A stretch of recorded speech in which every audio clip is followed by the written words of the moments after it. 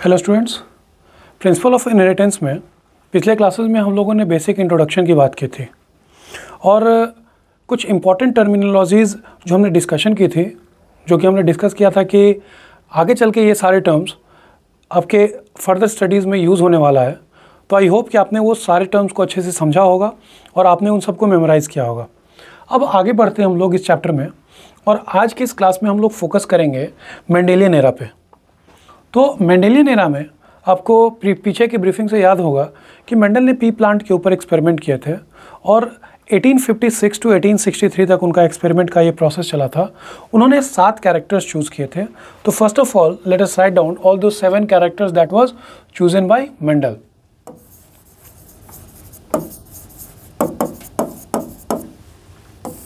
सो जो characters choose किए थे मेंडल ने, उसको 1 बाय 1 यहाँ पे हम लोग लिस्ट करेंगे और हर कैरेक्टर्स की 2 वैरायटीज़ भी चूज़ की थी, तो उन वैरायटीज़ को भी हम लोग यहाँ पे लिस्ट आउट करेंगे। सबसे पहले कैरेक्टर हम लोग चूज़ करते हैं seed shape. Then next character that was chosen by Mendel was seed colour. Next character is the plant height या स्टेम हाइट भी आप कई बार इसको कह सकते हो। स्टेम हाइट के बाद flower position,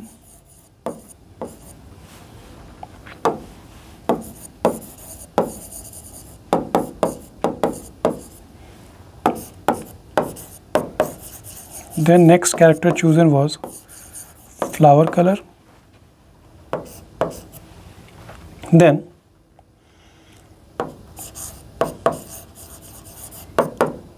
fruit shape. P plant के केस में फ्रूट को आप पॉड भी कहते हो।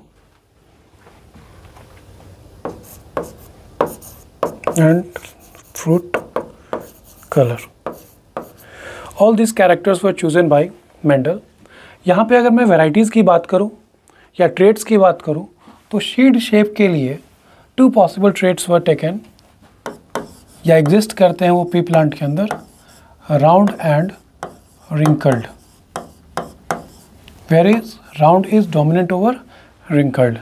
Seed color की बात करूँ तो 2 seeds color were there, yellow color and green color. Yellow color was dominant over green.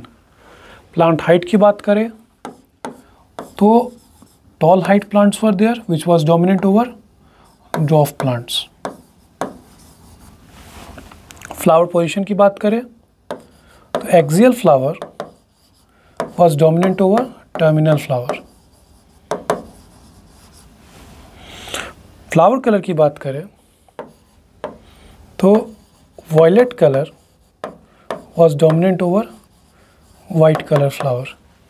वहीं पे फ्रूट शेप की बात करें तो inflated shape pods were dominant over constricted pods. And fruit colour की बात करें तो green colour fruit was dominant over yellow colour fruit. तो these 7 characters were chosen by Mendel for his experiment on pea plant. And her character के अंदर 2 varieties होती है। तो बच्चों, जब आपसे पूछा जाए कि मेंडल ने कितने कैरेक्टर्स चूज़ किए तो उसके लिए आपको आंसर करना होगा 7। लेकिन वहीं पे अगर बात होती है वैरायटी की तो वैरायटीज़, हर कैरेक्टर की 2 वैरायटीज़ थी, तो टोटल कॉन्ट्रास्टिंग ट्रेट और वैरायटीज़ वे 14। अब जब मेंडल ने इन कैरेक्टरिस्टिक्स को चूज़ किया और इसके ऊपर जो एक्सपेरिमेंट किए, बाद में जब साइंस थोड़ी और डेवलप हुई, biological studies were more enhanced, तो उस टाइम पे एस ब्लिक्सिट साइंटिस्ट थे, उन्होंने पता लगाया कि ये जो कैरेक्टर्स को कंट्रोल करने वाले जीन्स हैं वो पी प्लांट के कौन से क्रोमोसोम नंबर पे प्रेजेंट है। तो इन कैरेक्टर्स के आगे उनका हम क्रोमोसोम नंबर में यहाँ पे मेंशन करेंगे, which you will have to remember.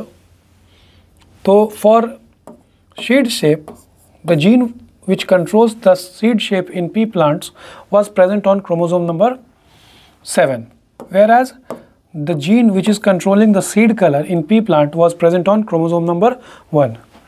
Gene responsible for plant height was present on chromosome number 4। Flower position के लिए भी जीन प्रेजेंट था क्रोमोजोम नंबर 4 पे। फ्लावर कलर के लिए जो जीन रिस्पॉन्सिबल था that was present on chromosome number 1। Fruit shape के लिए chromosome number 4 and fruit colour के लिए क्रोमोजोम नंबर 5। तो ये सारे कैरेक्टर्स थे जो मेंडल ने चूज किए थे। अब नेक्स्ट मेंडल ने टोटल, अब हम लोगों को पढ़ना है कि मेंडल ने 2 टाइप के क्रॉसिंग एक्सपेरिमेंट्स परफॉर्म किए। First we will study here is monohybrid cross.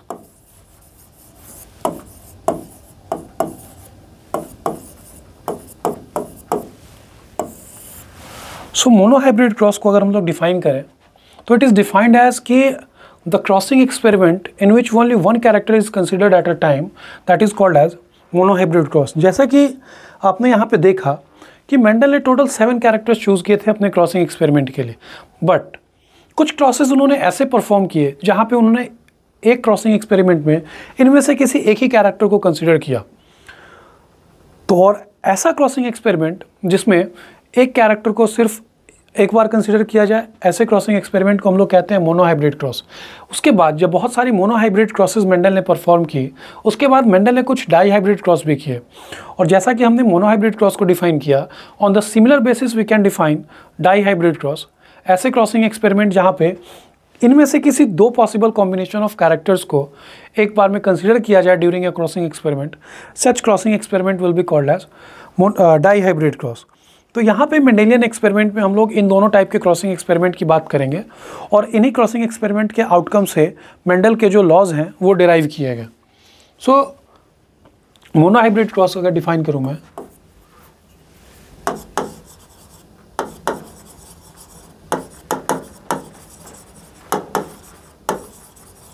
in which only one character is considered at a time,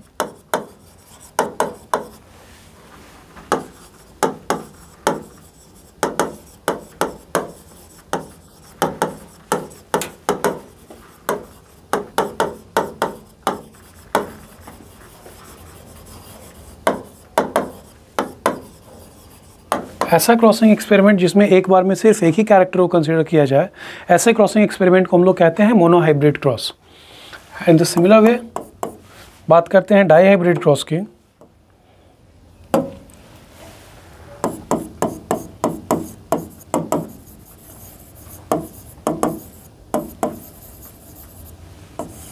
तो ऐसा क्रॉसिंग एक्सपेरिमेंट जिसमें एक बार में 2 कैरेक्टर्स को कंसिडर किया जाए, उसको हम लोग कहते हैं डाई हाइब्रिड क्रॉस।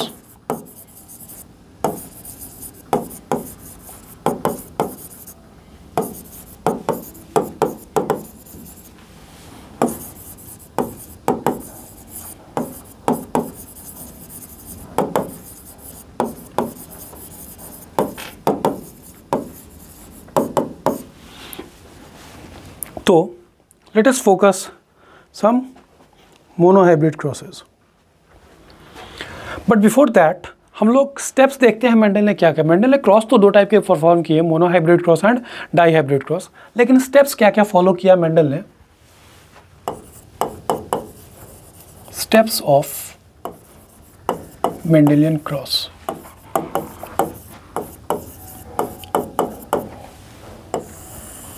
तो मेंडल ने सबसे पहले तो परफॉर्म किया क्रॉसिंग एक्सपेरिमेंट प्योर लाइन तैयार करने के लिए। तो first of all let us define pure line.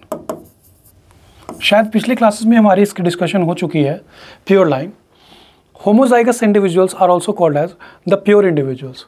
ऐसे इंडिविजुअल जिनके पास किसी पर्टिकुलर जीन की दोनों सिमिलर कॉपीज पाई जाती हो, इस टाइप के इंडिविजुअल को हम लोग होमोजाइगस कहते हैं, या फिर इनको ही कहना चाहो तो आप प्योर लाइन कह सकते हो।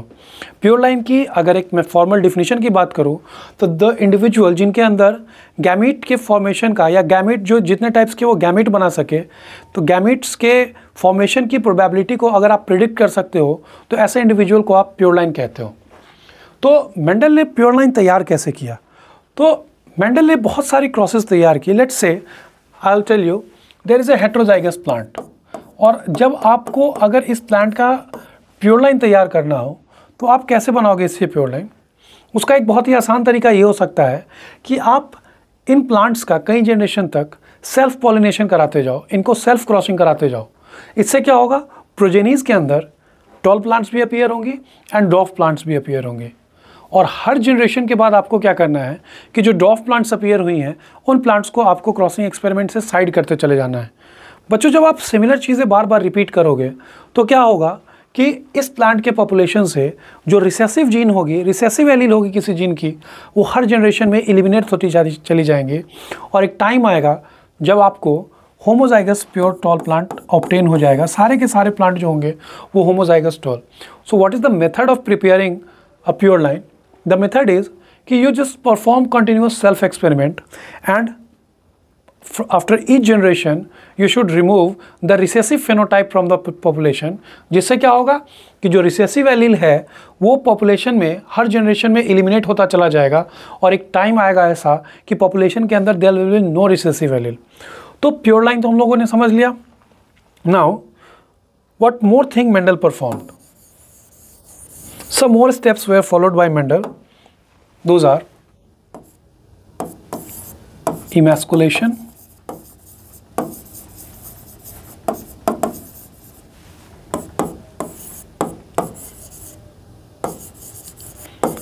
bagging,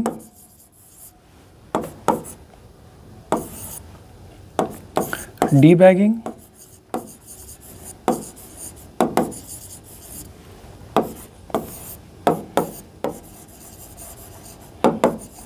dusting and rebagging।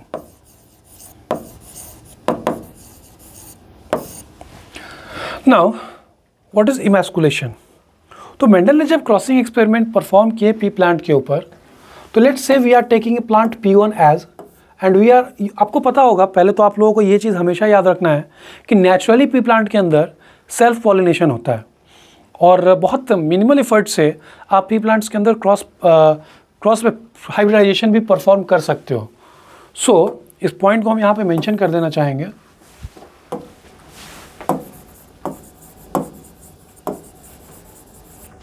Naturally,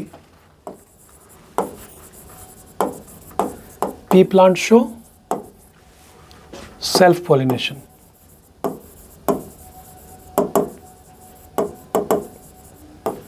But cross-pollination can be performed very easily.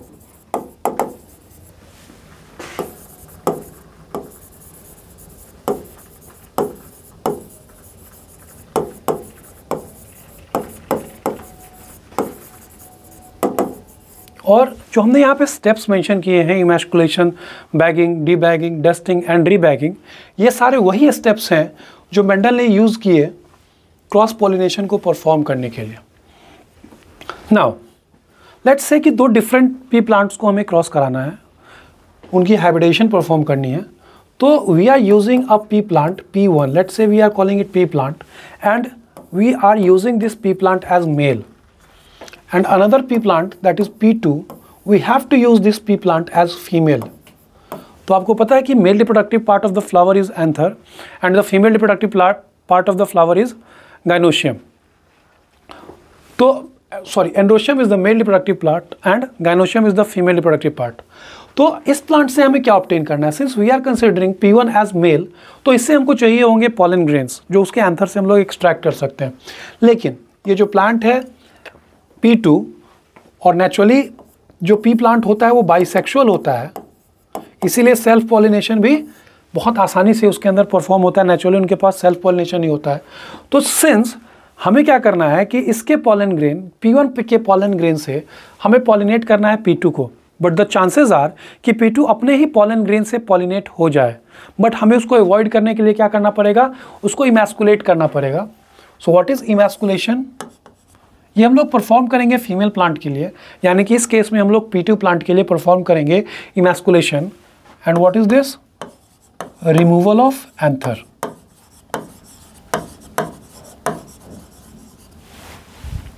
तो एंथर को रिमूव करने का सिग्निफिकेंस क्या होगा कि जो प्लांट P2 है, जिसको हम लोग एज अ फीमेल यूज़ कर रहे हैं और जिसके ऊपर हमें पॉलन ग्रेन डस्ट करना है प्लांट P1 का, तो P2 के एंथर से उसका सेल्फ पॉलिनेशन ना हो जाए, इसके लिए हम लोग क्या करेंगे, बहुत आसानी से we can use some scissors, उसकी मदद से हम लोग P2 प्लांट के एंथर को रिमूव कर देंगे and this method is called as emasculation. अब एक बार जब आपने P2 के एंथर को रिमूव कर दिया, तब सेल्फ पॉलिनेशन तो उसमें होने की चांसेस नील हो जाएगी, but still chances are there कि वो किसी दूसरे पी प्लांट के पॉलन ग्रेन से पॉलिनेट हो जाए। तो जब तक इसका P2 प्लांट का स्टिग्मा रिसेप्टिव हो जाए, तब तक हमको कवर करके रखना पड़ेगा P2 प्लांट के स्टिग्मा को, and that step is called as bagging. So what is bagging? Covering of stigma with the help of some butter paper. ऐसा क्यों करते हैं हम लोग?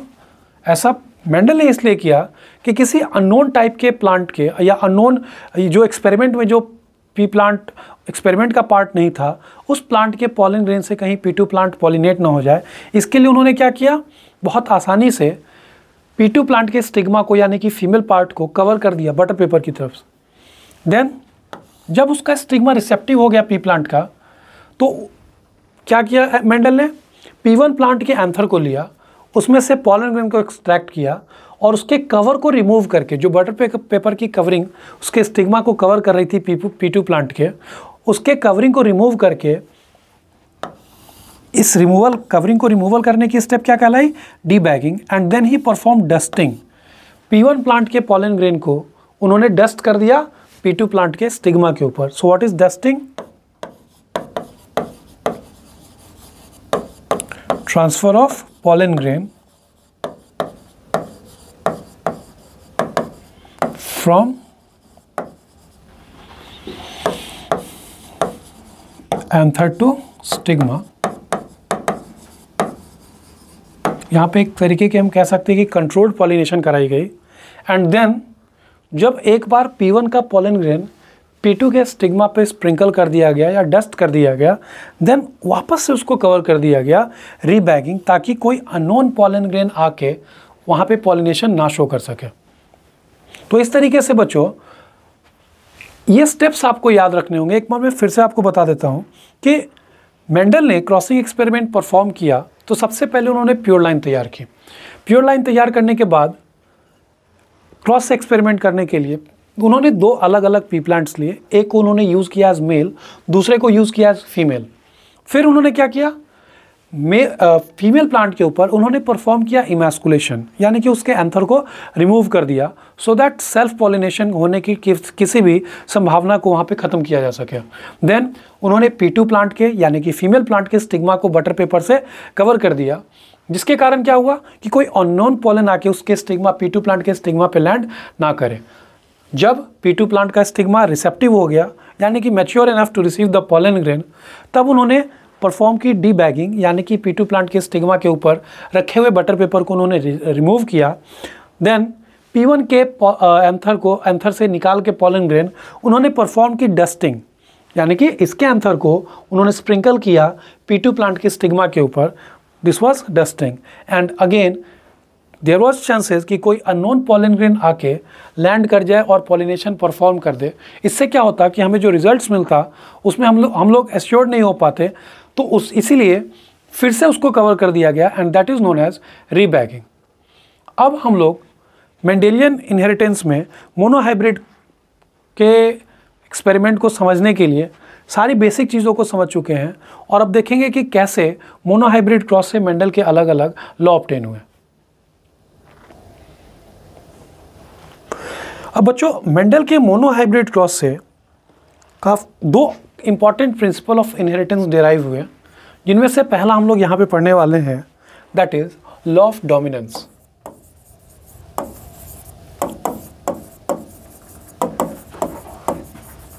So law of dominance, it is an outcome of Mendelian monohybrid cross.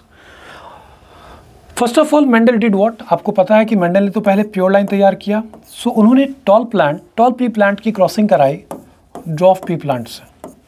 आपको पता है कि टॉल पी प्लांट सारे के सारे gametes will have capital T as an allele, and dwarf pea plant के अंदर there will be small t as an allele. और जब इन दोनों प्लांट्स की गैमेट्स का फ्यूज़न हुआ तो F1 प्रोजेनी के अंदर व्हाट ही ऑब्जर्व कि सारे के सारे प्लांट्स टॉल ही आए, और यहीं से मेंडल ने दिया law of dominance. What he stated, Mendel ने ये स्टेट किया कि out of 2 traits of a character, यहाँ पे आप देख रहे हो कि ये जो टॉलनेस है, tall plants, tall and dwarf, तो tall and dwarf they are basically 2 different traits of similar character. यहाँ पे अगर हम बात करें तो कैरेक्टर इज प्लांट हाइट, और ट्रेट्स या वेराइटी क्या है उसकी, one of the trait is tall, another trait is dwarf. So Mendel ने टॉल प्लांट को जब क्रॉस कराया ड्वार्फ प्लांट के साथ, सो व्हाट ही ऑब्जर्व्ड कि जो F1 जनरेशन था, जिसको कि हम फिलियल 1 जनरेशन या F1 प्रोजेनी भी कहते हैं, उन्होंने देखा कि F1 प्रोजेनी के अंदर सारे के सारे प्लांट्स जो थे वो टॉल ही थे, and he stated out of 2 traits of a character,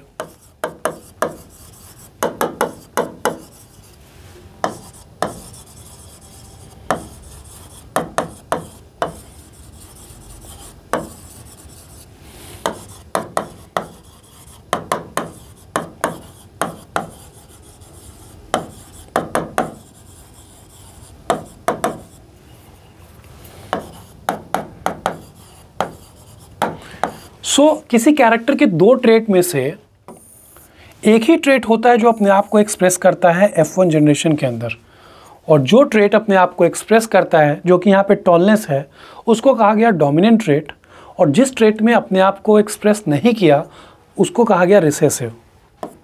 so we will write it down.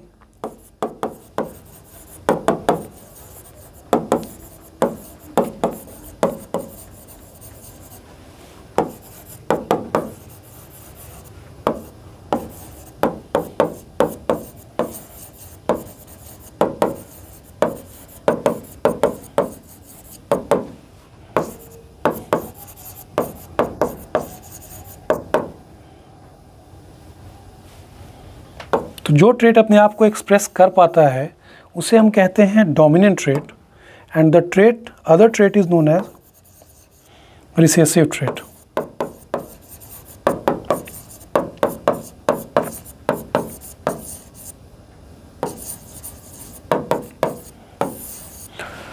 So this was Mendelian law of dominance.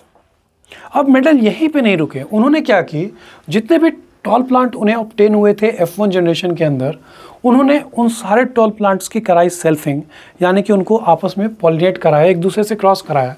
So when the F1 generation was self pollinated,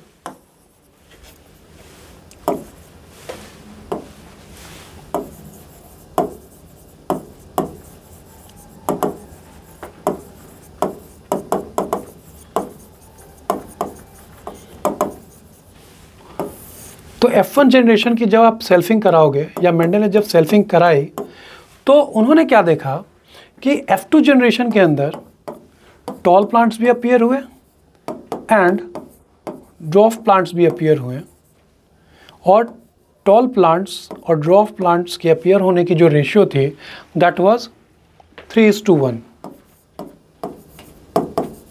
सो उन्होंने क्या देखा कि जो recessive trait है अपने आप को express करता है, लेकिन करता कब है, F2 जनरेशन के अंदर।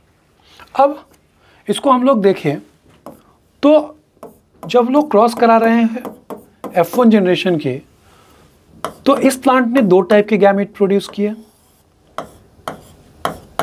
एंड इस प्लांट ने भी 2 टाइप के गैमेट प्रोड्यूस किए। लेट अस कंसिडर कि this is used as male and this is female. तो one of the male gamete fuses with another female gamete, then zygote will be homozygous dominant. If this male gamete fuses with recessive female gamete, then the zygote will be heterozygous. If this male gamete fuses with dominant male gamete, female gamete, then again the zygote will be heterozygous. And when both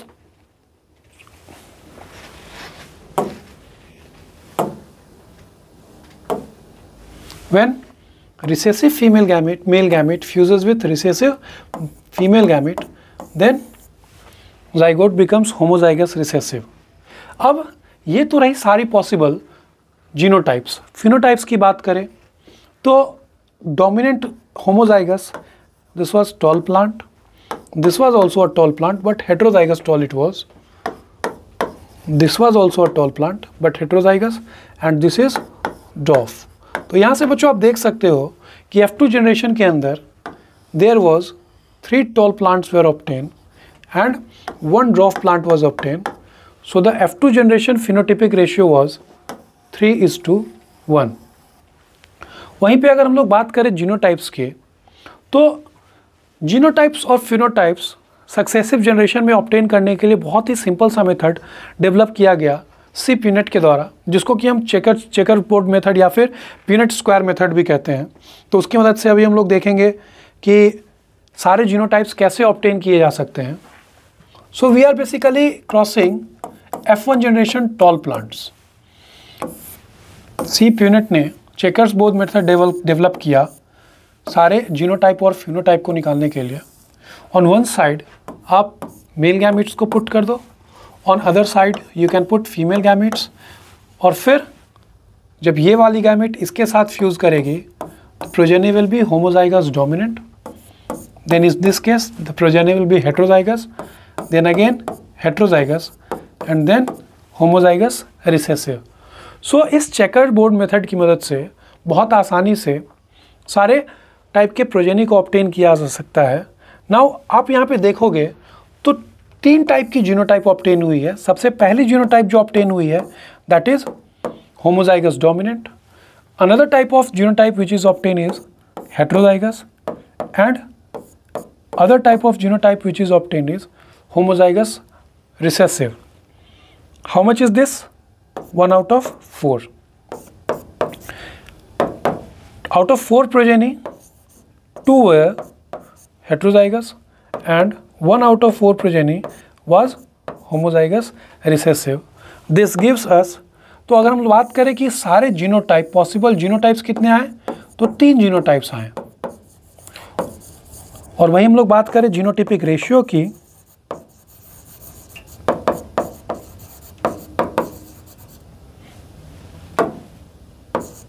it was 1:2:1, जहाँ पे this one is representing homozygous dominant, this 2 is representing heterozygous, and this one is representing homozygous recessive. Now one more thing we will discuss here कि जब Mendel ने tall which was homozygous tall obviously को cross कराया dwarf plant के साथ, तो सारे के सारे प्लांट टॉल ऑब्टेन हुए।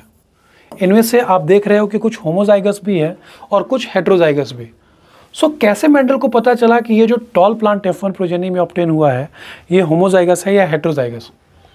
तो इसको पता लगाने के लिए there is another kind of cross which is known as the test cross. So we will discuss here test cross. So test cross की अगर मैं फॉर्मल डेफिनेशन की बात करूं, so it is a cross which is used to find the genotype of dominant phenotype. So this is a cross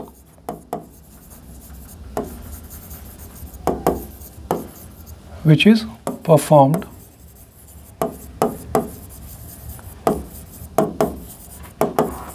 to find genotype of a dominant phenotype.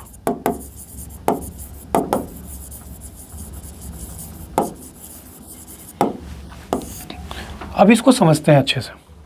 Let's say कि ये जो toll progeny आई है, आपको पता है F1 generation में जो toll progeny आई है वो सारी की सारी हेट्रोजाइगस थी, एंड F2 जनरेशन के अंदर जब सेल्फिंग की गई तो F2 जनरेशन जो आई उसमें टॉल प्लांट्स भी थे एंड ड्वार्फ प्लांट्स भी थे।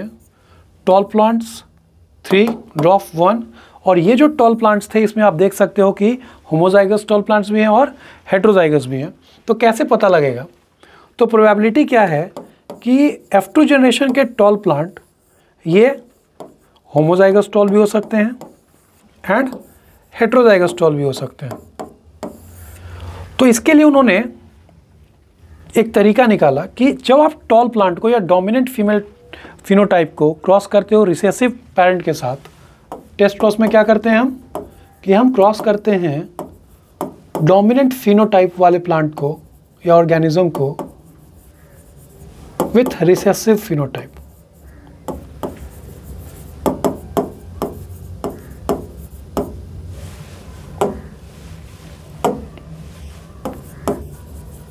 तो हमें नेचर पता चल जाता है कि वो जो डोमिनेंट फिनोटाइप है वो होमोजाइगस है या हेट्रोजाइगस। लेट्स से कि डोमिनेंट फिनोटाइप इज होमोजाइगस, तो इस केस में जब आप इसको रिसेसिव प्लांट के साथ क्रॉस करोगे तो this will form gamete with all dominant alleles, this will form gamete with all recessive allele and the progenies will be heterozygous, यानी कि सारी की सारी प्लांट्स कैसी होंगी, टॉल ऑब्टेन होंगी। लेकिन इस केस में बात करें टेस्ट क्रॉस परफॉर्म करने के लिए, जब इनकी क्रॉसिंग हम लोग करेंगे रिसेसिव पेरेंट के साथ, so this plant will form two types of gamete, 50% of the gamete capital T, 50% will small t, और ये प्लांट फॉर्म करेगा सिर्फ और सिर्फ रिसेसिव एलील्स वाले गैमेट। जब आप इनको क्रॉस करोगे इनकी फ्यूज़न होगी तो progeny will B toll, and जब इन गैमेट्स की फ्यूज़न होगी तो प्रोजेनी विल बी रिसेसिव। तो आप देख सकते हो कि किसी भी अननोन फिनोटाइप का डोमिनेंट, किसी भी डोमिनेंट अननोन फिनोटाइप का जीनोटाइप हम लोग पता लगा सकते हैं by performing a test cross. करना क्या होता है हमें कि जो गिवन डोमिनेंट फिनोटाइप है जिसका आपको जीनोटाइप पता करना है, उसकी क्रॉसिंग आपको करानी होती है रिसेसिव पेरेंट के साथ। तो आप क्या देखते हो, अगर वो डोमिनेंट फिनोटाइप होमोजाइगस है तो सारी की सारी F1 प्रोजेनी कैसी होंगी, डोमिनेंट होंगी। वहीं अगर आप देखोगे कि जो गिवन फिनोटाइप था डोमिनेंट फिनोटाइप, अगर वो हेट्रोजाइगस है तो F1 प्रोजेनी के अंदर डोमिनेंट ट्रेट और रिसेसिव ट्रेट इक्वल अमाउंट में आ जाएंगे। So the ratio will be 1:1। तो बच्चों आज की क्लास में हम लोगों ने मेंडेलियन मोनोहाइब्रिड क्रॉस को स्टार्ट किया और मेंडेलियन मोनोहाइब्रिड क्रॉस के आउटकम यानी कि लॉ ऑफ डोमिनेंस को भी हम लोगों ने डिस्कस किया।